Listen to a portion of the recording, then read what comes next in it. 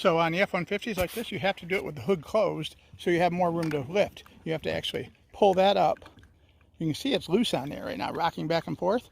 The only thing holding it on now is this little clip here on the side.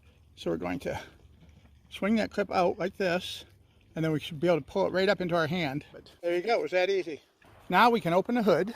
These cover plates come off. There's little clips right here that hold them in place, and there's 3 of them, I think, on each side. Now that we've removed both cover panels, you can see down in there really easily, and you can access all the different parts. Very easy because everything just bolts on from right up here on the top. There are 4 bolts and 1 nut that you need to remove to get this out of here. Starting on each side, there's an 8mm bolt right there that you can see.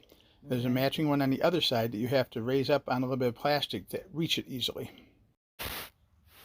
Now when you go to take it apart, you're going to remove this 13mm nut, and it's going to be pressed on pretty tight onto the motor shaft. So you're going to release it just a little bit so that the top of the threads are just below the edge of the nut.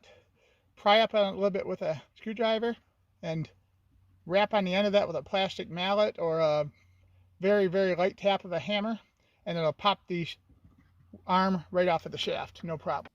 On the main shaft, there's 2 10mm bolts that need to come out here, and there's a 13mm nut to remove the arm from the main drive motor.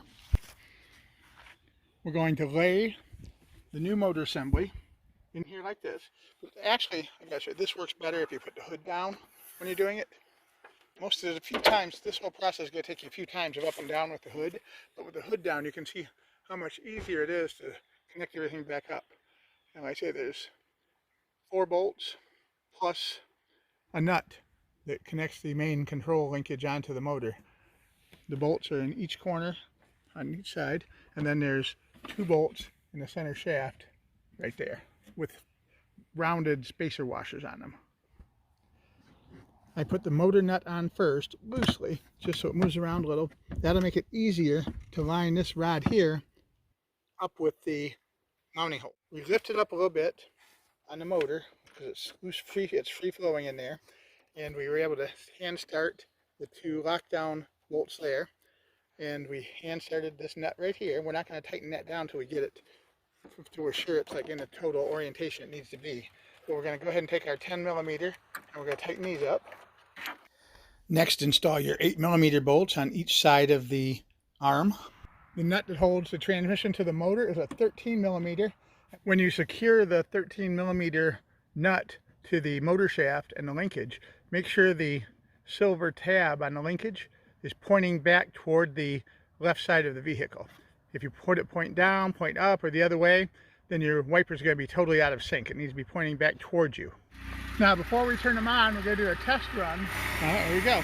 Test it to make sure it's working like it should, and then you're good to go. The wiper blades are a little bit different. One has a sharper angle than the other as you go up the shaft, and that one with the sharper angle, I believe, fits better on the driver's side. And the other one goes straight out, which is fine. This one stays down below the level of the dashboard, out of sight and out of your line of sight and vision. You can do this, save a bunch of money. The part was like 65 bucks, but at AutoZone, on Amazon, you can get it for about $50, $55. And I'll put a link in the description. Very easy job to do yourself, save some money, and get it working right again. Thanks for watching. Have a great day.